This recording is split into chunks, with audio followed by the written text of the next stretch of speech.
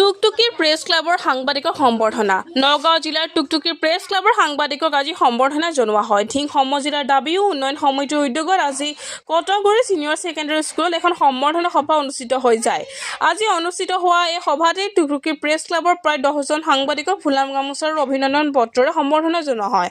আজিৰ সম্বৰ্ধনা সভাখনত ধিং সমজিলাৰ দাবী উন্নয়ন সমিতিৰ সভাপতি ৰিমজিম বৰা উপস্থিত থাকি বৃহত্তৰ ধিং অঞ্চলৰ বিভিন্ন সমস্যাৰ লগতে সাংবাদিকৰ বিভিন্ন সমস্যাৰ ওপৰত গুৰুত্বপূৰ্ণ ভাষণ আগবঢ়ায়। আজি অনুষ্ঠিত হোৱা এই সভাখনত ধিং সমজিলাৰ উন্নয়ন সমিতিৰ সাধাৰণ সম্পাদক অশিক ৰবানী, ৰাবুল আলম, মুফতি আব্দুল কাদিৰ আৰু লুকমান আলী উপস্থিত আছিল। ধিং সমজিলা দাবী উন্নয়ন সমিতিৰ উদ্যোগত আমি বিশেষকৈ যি আমাৰ সম্বৰ্ধনা অনুষ্ঠান আছিল, অভিনন্দন অনুষ্ঠান, আমি তাৰ আজি দ্বিতীয় কাৰ্যসূচী আমি টুকটুকি প্ৰেছ ক্লাবত আয়োজন কৰিছিলোঁ। আমি এটা কথা স্পষ্ট, যিহেতু গণতন্ত্ৰ ৰক্ষাৰ কাৰণে আমাৰ সাংবাদিক বন্ধুসকলে যথেষ্ট ত্যাগ আৰু কষ্ট স্বীকাৰ কৰি বাতৰি পৰিবহণ কৰে।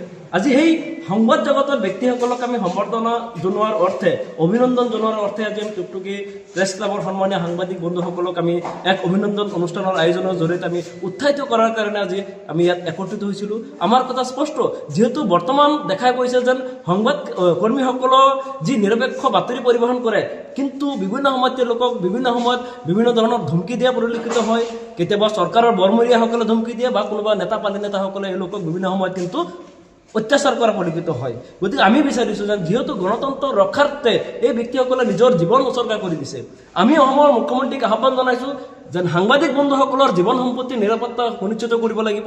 কাৰণ এই ব্যক্তিসকলে দেশ আৰু নিজৰ জীৱন উৎসৰ্গ কৰি দিছে দেশৰ কাৰণে। গতিকে আমি ধিং সমজিলা দাবী উন্নয়ন সমিতিৰ ফালৰ পৰা আজি এওঁলোকক উৎসাহিত কৰাৰ কাৰণে, সাংবাদিক বন্ধুসকলক উৎসাহিত কৰাৰ কাৰণে আমি এই অনুষ্ঠানৰ আয়োজন কৰিছিলোঁ। গতিকে আমাৰ স্থিতি স্পষ্ট, গণতন্ত্ৰ ৰক্ষাৰ্থে যদি এই ব্যক্তিসকলক আপোনালোকে সন্মান নিদিয়ে বা আপোনালোকে যদি তেওঁলোকক যি তেওঁলোকৰ ন্যায্য দাবী, সেই দাবীসমূহ যদি পূৰণ নকৰে, আমাৰ যি অবিৰত আন্দোলন চলি থাকিব।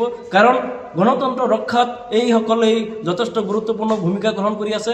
আজি চৰকাৰৰ কথাত যদি হেয় প্ৰতিপন্ন কৰিব বিচৰা বা সাংবাদিকসকলৰ কণ্ঠ ৰোধ কৰিব পৰা ক্ষমতা কিন্তু চৰকাৰৰ নাই। গতিকে আমি বিচাৰিছোঁ যে যি নিৰ্ভীক আৰু নিৰপেক্ষ বাতৰি পৰিৱেশন কৰি আজি আপোনালোকে নিজৰ জীৱনৰ যিটো ৰক্ষাৰ কাৰণে যিটো আপোনালোকে ত্যাগ কৰিছে, তাৰ কাৰণে এই সামান্যতম অভিনন্দন পত্ৰৰ জৰিয়তে আমি আপোনালোকক এটা উৎসাহিত কৰাৰ চেষ্টা কৰিছোঁ যেন আমি ধিং সমজিলা দাবী উন্নয়ন সমিতিৰ সকলো বিষয়ৰ বাবে আমি আপোনালোকৰ লগত আছোঁ, অনাগত দিনতো থাকিম। আমি আপোনালোকৰ ওচৰত কথা দিছোঁ, আমি চিৰকৃতজ্ঞ।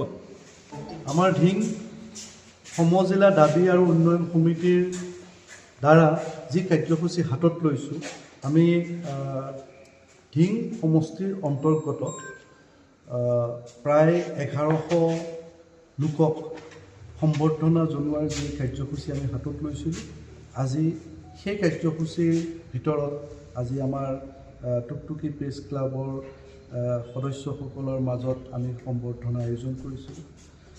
আমি ধিং সমজিলা দাবী উন্নয়ন সমিতিৰ তৰফৰ পৰা ধিং সমষ্টিৰ অৰ্থনৈতিক দিশত যি জড়িত ব্যক্তি, সমাজত সাহিত্যৰ লগত জড়িত ব্যক্তি তথা সংগীত, চাৰুকলা, শিল্পকলা আদি বিষয়ৰ লগত জড়িত, লগতে শিক্ষাৰ লগত জড়িত ব্যক্তিসকলক সম্বৰ্ধনাৰ এক কাৰ্যসূচী আমি হাতত লৈছোঁ, যাতে তেখেতসকলে আমাৰ এই অভিনন্দন বা আমাৰ এই সম্বৰ্ধনাৰ যোগেদি সমাজৰ হৈ সমাজ সেৱা কৰি তেওঁলোকৰ আৰু অৰিহণা আগবঢ়াবলৈ অনুপ্ৰেৰণা পায়।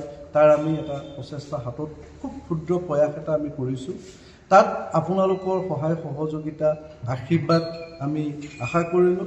আৰু মই শ্ৰী ৰিমজিম বৰা সমজিলা দাবী সমিতিৰ সভাপতি হিচাপে সমূহ ধিংবাসী ৰাইজৰ আশীৰ্বাদ বিচাৰিলোঁ, যাতে আমি সকলো মিলি ধিঙৰ উন্নয়নৰ কাৰণে এই ঐতিহ্যমণ্ডিত যি ধিং, সেই ঐতিহ্যমণ্ডিত ধিঙৰ ঐতিহ্য ৰক্ষাৰ কাৰণে প্ৰত্যেকেই যৎপৰোনাস্তি চেষ্টা কৰি যাম বুলি আমি আশা কৰিছোঁ আৰু ৰাইজৰ আশীৰ্বাদ বিচাৰিছোঁ। ধন্যবাদ।